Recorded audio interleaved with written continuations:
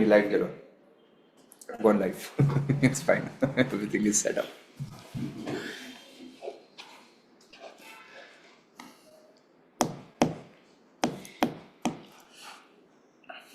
I think it's live, Jalo. All right. Hi. Hello. Good morning. Radha Ranike Sevak. How are you doing? I can see you've posted some questions already. I'll try and answer them. Hi, Girish.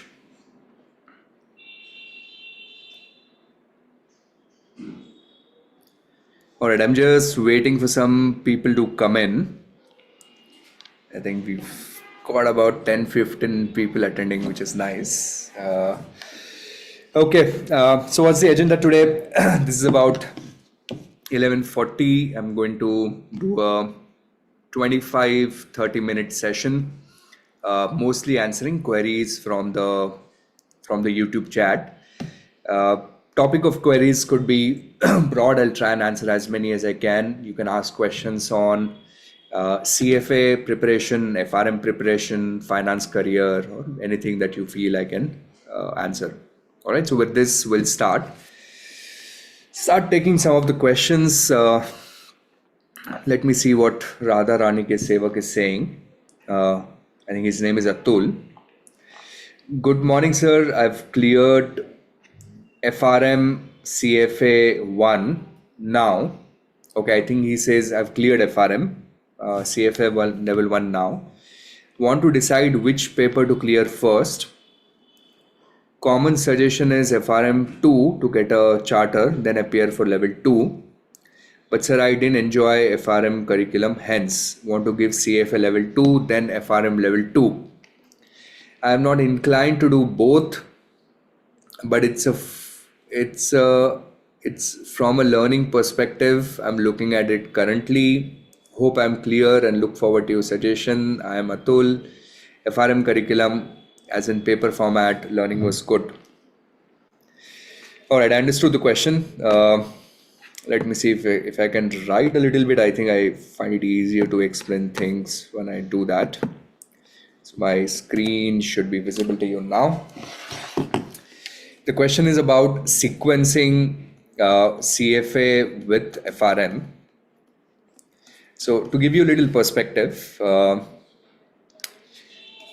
FRM part 1, mostly I would say the syllabuses, even though they have different names, but you have derivative, fixed income, quant, and theory. Okay, this is broadly what FRM syllabus is. Now they have name like foundations of risk management and whatnot, right? But this is the core syllabus. Derivative of FRM part 1, about 80 to 90% gets captured in CFA level 1, level 2. About 60-70% of FRM part 1 fixed income is captured in level 1. FRM quant gets captured in CFA level 1, CFA level 2. When I say captured, I mean the overlapping part of the syllabus, right? And theory is of course unique. Whereas FRM part 2 is a completely different beast altogether. It has operational risk, which is theory and a lot of theory. It has liquidity risk, which is again a lot of theory, credit risk, market risk. Okay, these are, and then there is one subject on some current issues and investments, right? This is broadly what part 2 is. The nature of part 2 is completely different from nature of FRM part 1. It is a lot more theory. It is less about investments and more about banking. So it's a very banking focused program. So what I generally recommend candidates, if you decide to do both, okay, you need to establish if you really need to do both. But if you decide to do both, very smart way to approach things, start with CFA level 1. Then complete CFA level 2, okay, and after that, if you want, you can finish your part 1, part 2, and then you can write level 3. Alternatively, you can also do part 1 right after level 2, because by the time you finish level 2 you're good in derivatives, quant, fixed income. Then you write level 3, and then maybe you can consider writing part 2. What you have done so far is your part 1 is already over, right? You're here. So my suggestion would be, it's okay to take L2 now. Maybe after L2, I'll recommend you to take L3, and then you can take part 2. If I remember well, you get roughly about 4 years after passing L1 to pass L2, right? And that's, I think, a good enough time for you to finish a couple of CFA levels and then go to FRM. So hopefully that helps your query. Also, I realized my microphone was not. My audio should improve drastically now. I'm back to the YouTube chat box. All right. I'll take some more questions. Girish. Girish says I've completed my CFA level 2 July end. Started with EOC questions from August, but the only problem I have is it takes too much of time to solve questions. I could only complete FI derivative cons in 23 days. I'm really stressed. Okay. I don't know the reason why you're stressed. Okay, because you're writing attempt in November. Now I understood. So Girish, if you're a FinTree student, my recommendation would be, we have dedicated videos for all the level 2 blue boxes from the CFA curriculum, and then there is a separate set of videos for EOCs. Maybe it makes sense for you to spend a few days, about 3 to 4 days, and go through those videos, right? That will help you get some understanding of how I've approached some of these questions, so that it gives you some hooks when you start practicing questions yourself. And again, it's okay to be stressed. You're closer to your exams.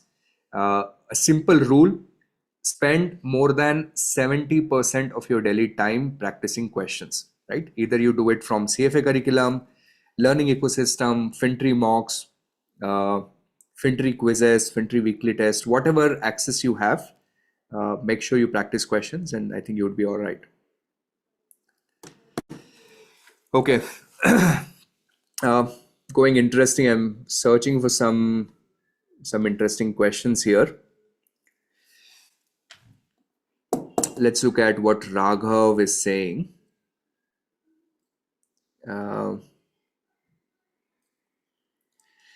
Okay, in fact, you know what? I found an interesting one from Boss of None. I'm from Bangladesh. Please follow curriculum books when you're giving lectures, like YouTube channel IFT World by Arif Irfanullah. All right, thank you for the suggestion, boss. I will try to incorporate. See, I'll tell you, boss. Every boss of none, every teacher has a very different style of approaching the same syllabus, right? So, and it's almost, I consider teaching as some sort of an art form, because there's a method to madness in terms of trying to deliver certain body of knowledge to the participants. So I have a very different style of approaching syllabus than maybe what you'd see someone else. But trust me, every prep provider who's a CFA prep provider, we have to follow CFA curriculum, right? So all the content is always captured from CFA curriculum, though my style of presentation might look very different. Okay, I'll take a few more.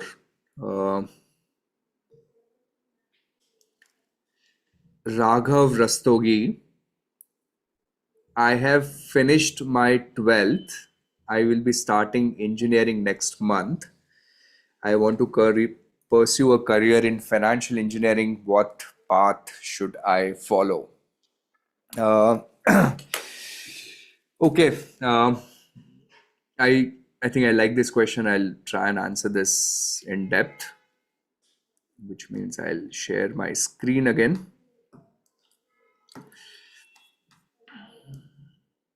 This would be helpful for a lot of finance students who are thinking like that.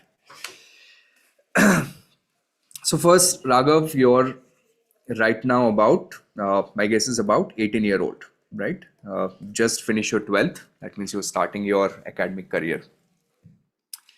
Now, uh, most of us uh, do not know what we want to do with our lives when you're in that age group, okay, around 18, 19, 20.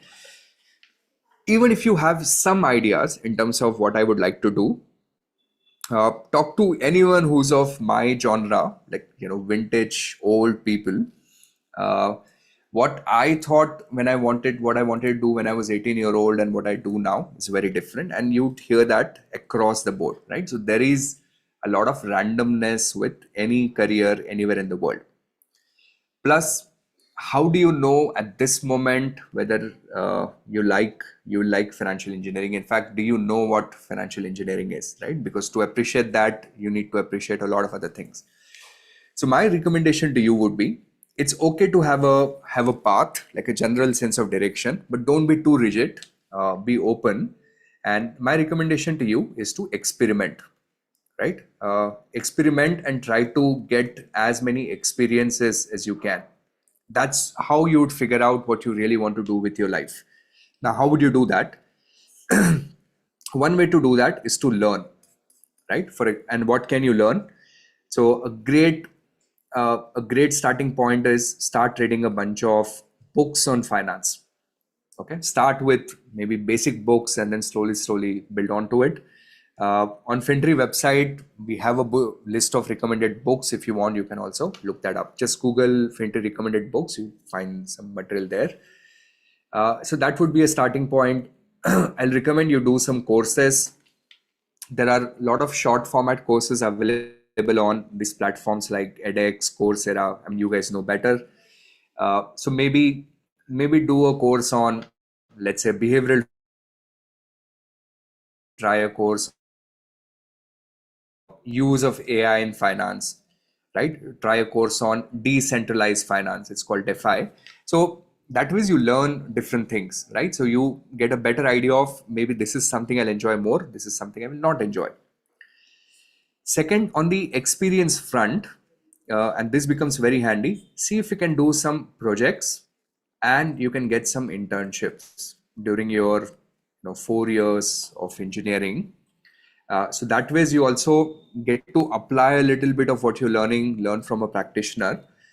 And even after this, if you feel that, okay, financial engineering is what I want to do, then sure, why not? Now, if that's what you want to do, financial engineering are generally very heavy quant driven programs, right? So it's an intersection of quant and finance.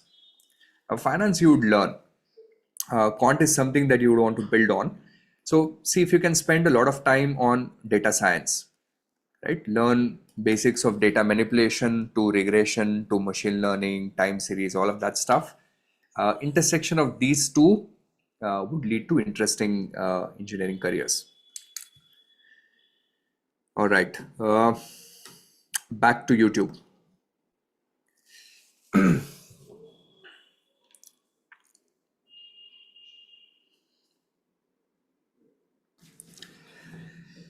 Let's see what else we have. I'll take the next question from Utkarsh Naikwadi. Utkarsh says,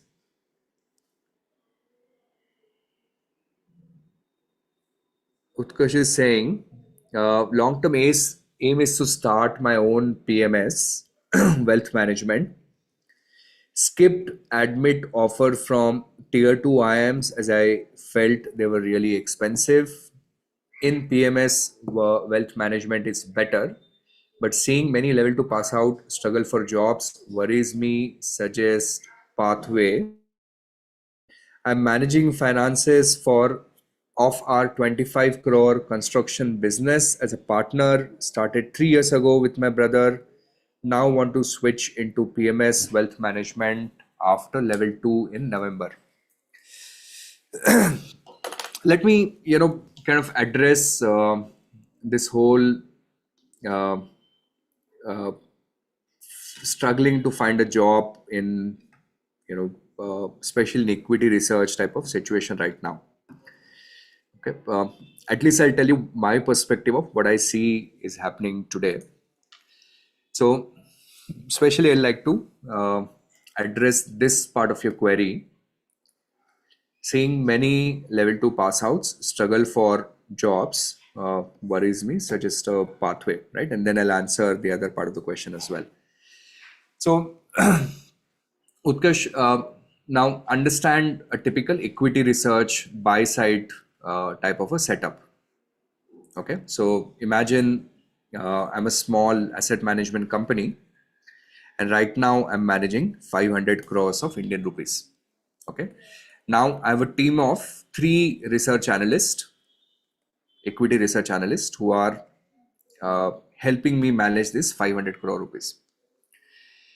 Now, let's assume that investors really like my product, and tomorrow from 500 crore rupees, my assets under management have become 1,000 crores. Okay, so the assets under management have doubled. Do you think I need to hire double the level of analyst to support this 1,000 crores? Right? Maybe no. Maybe the same 3 guys, will be able to do research. Maybe I'll add one more if it's really necessary, and they'll be able to support the research function. Imagine from 1,000 you go to 2,000 crores. Does it mean you need 8 people? Not required. Maybe you just need one more, right? So it's one of those industries where the number of people that you recruit is not necessary, the size of the rate at which industry is growing. Okay, so think about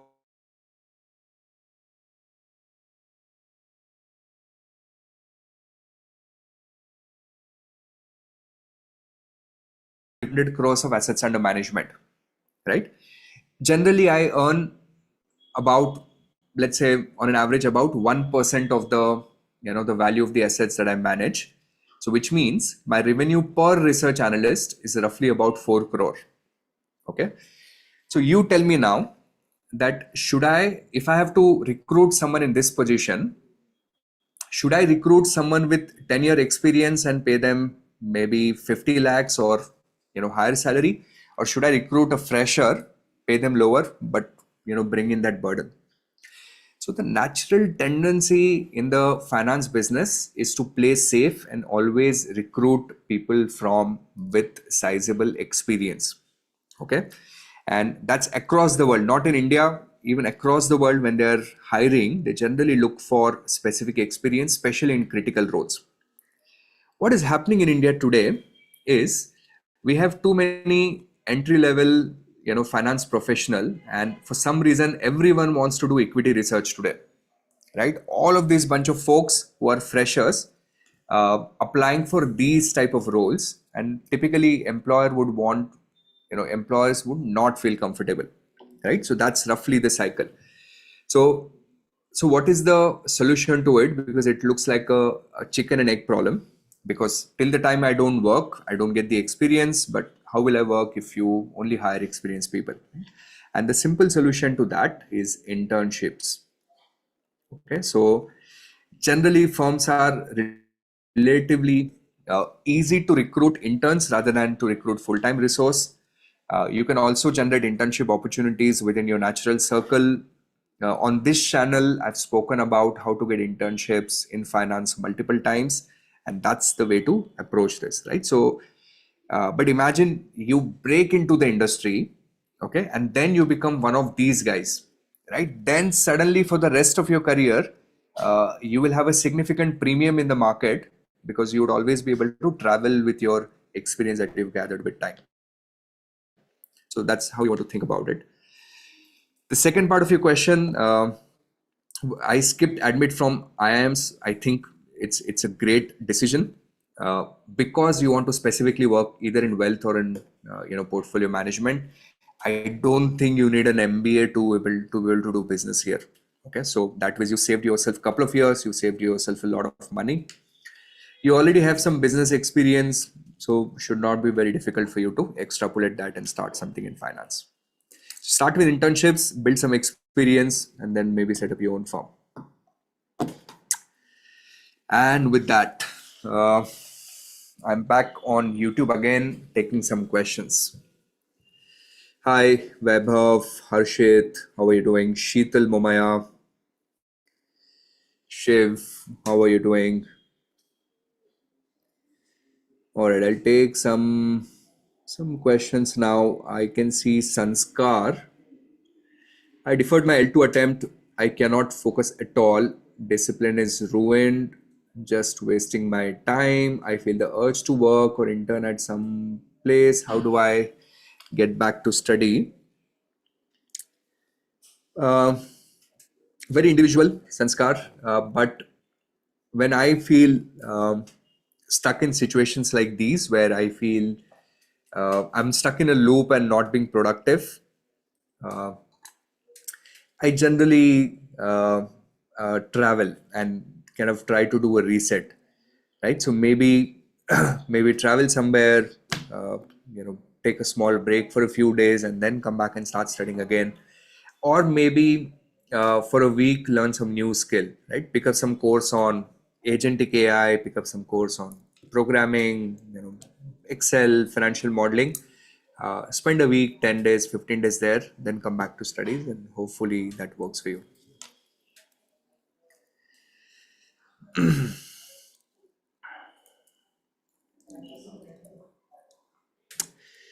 Okay.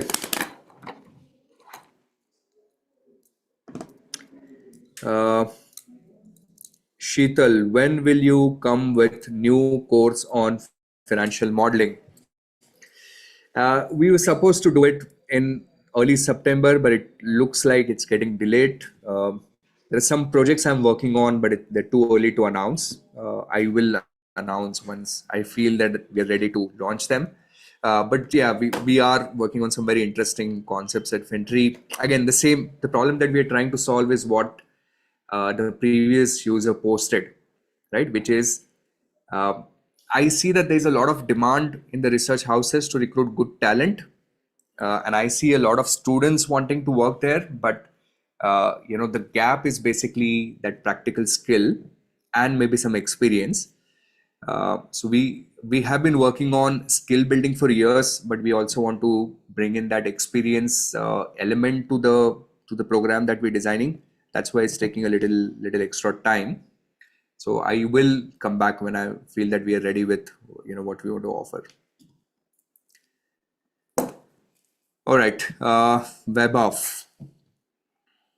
Vaibhav is asking, I have an exam in November. All subjects completed, some subjects, but some subjects are remaining. Okay. I have problem is every time I start a new subject, I forgot about the last subject. Please guide.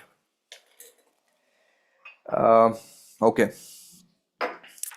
So Vaibhav, the forgetting is a very natural thing to happen. There's in fact a very famous curve for this called the forgetting curve, okay, or something like this. I'm just checking it out. Yeah, let me show it to you. Okay, okay, you should be able to see it on my browser now. So this is called your forgetting curve.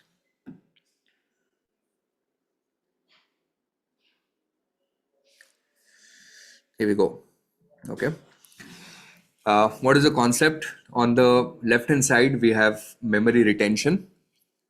And then on the right hand side, we have number of elapsed days. Okay. So imagine you learn something on day 0 and you remember 100%. I hope my screen is visible to all of you. If you don't revise, okay, uh, within third day of 3 days of learning the material, your retention has come down to 60%. Okay, which means after this, the curve will go even below 60%. So what do you need to do to fight this? So imagine if you were to revise the subject on day one. Okay, if you spend some time revising it on day one, then you prolongate that memory loss to the seventh day. That means your recall is kind of strengthened by 6 days of sorts, right? If you decided to review that again on day three, okay, then notice what's happening. Then your retention is becoming substantially longer. If you decided to review that on day six, your retention is substantially longer, right? So the solution to your problem is simply revision. Okay, and it's not the first exam in the world that you're writing. I'm sure you've written multiple exams, and I'm sure multiple times you thought the same, right? Multiple times you thought that, oh, I'm forgetting what I've studied before. So what's the, what's the trick here? Finish. It's okay if you're forgetting. It's a very natural process to happen. Try and finish your syllabus 60 days before the exams. Okay, even if you've forgotten earlier, that's okay. And then we have a document on the FinTree website. Since you mentioned you're a FinTree student, we have a document on the FinTree website which is called the IPASS strategy.